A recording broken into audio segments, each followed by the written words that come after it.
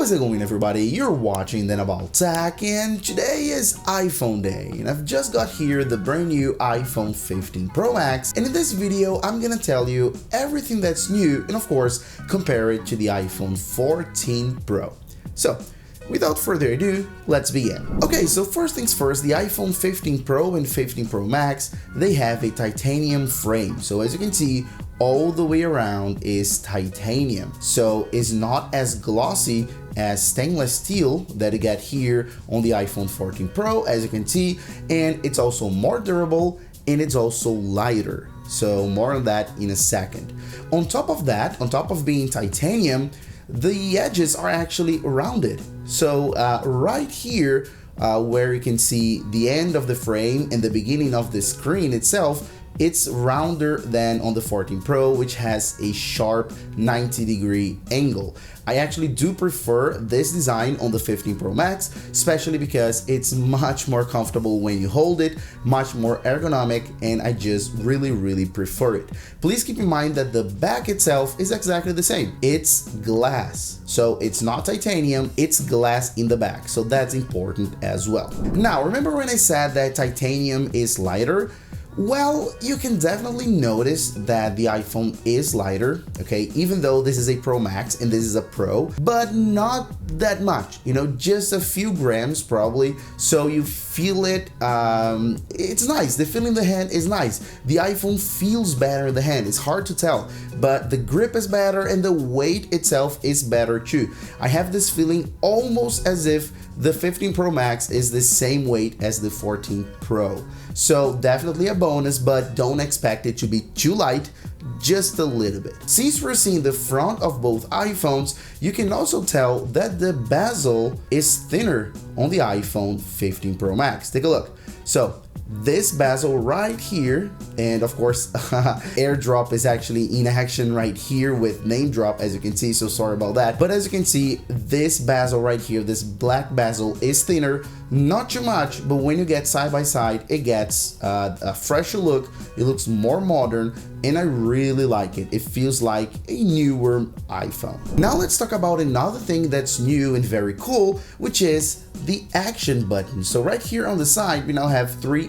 buttons, normal buttons, instead of the switch for the silent mode here on older iPhone models. So we have this action button, and keep in mind that this is exclusive to the iPhone 15 Pro and 15 Pro Max, so the normal 15s won't get this. And as you can see right here, as I tap and hold, I can map various things. So for example, I can go ahead and open up the camera, as you just saw, and use it as a shutter button. So how cool is that? So anywhere on my iPhone, I press and hold the action button and it launches the camera. And of course, it's not just the camera. You can map it for pretty much anything that you want. So if you go here to your settings and then you scroll down just a bit, you have this new option here called action button, and then here you can see whatever you want to do. So by default, it's going to be silent mode, so it's going to be as you used to. So tap, press and hold, and it switches between silent and ring, but I don't want that. I want something new, right? So I can get focus modes, right? So then do not disturb and so on, and I can choose whatever I want here on my focus modes. I have camera, which is cool as well, and I can choose what type of camera mode it opens up. So photo, selfie, video, portrait, or portrait selfie, very cool. You can get here flashlight as well, nice. You can get voice memo, you can get magnifier. This is really sensitive, as you can see. Shortcut, so you can open any shortcut on your iPhone, so cool. So you can pretty much map the button to do anything that you want because of the shortcut option. Accessibility, and no action if you don't want anything, but no one is gonna do that, right? So I'm probably gonna use for camera or do not disturb, because I'm always putting on and off do not disturb, so this is cool as well. And yeah, that's pretty much it for the action button. Of course, we also have USB-C.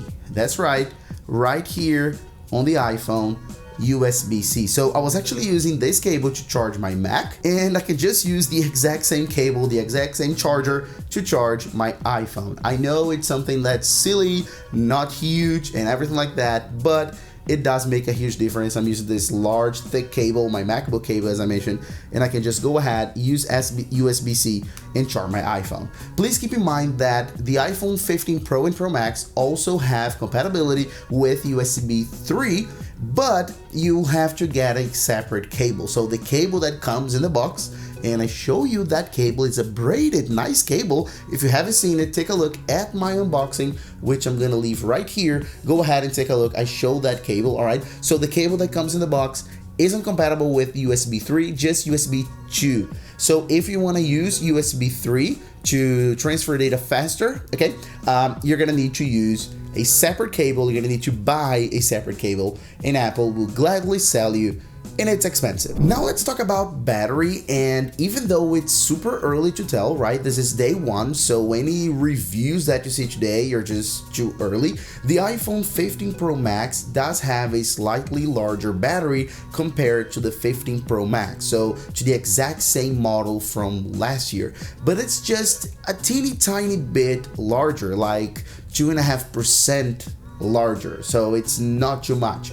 But based on really early tests, it's gonna get you around 20 minutes more of actual day use every day on every single charge. So we shouldn't see anything major here, but of course I'm gonna test this for many days and maybe a few weeks, and I'm gonna tell you if in fact the battery is better. Moving on, of course, we have to talk about the camera, because the camera system on the iPhone 15 Pro Max, especially the Pro Max, right, is more advanced. So we have a better zoom, 5 times now, and also different focal lengths as well. So looking much more like a professional camera. So as you're seeing, some footage, some comparison between the 14 Pro last year and the 15 Pro Max. Please keep in mind that this is still a first overview, first impressions, because I just got the phone, right? So I'm gonna give you a more advanced, more in-depth comparison between those cameras.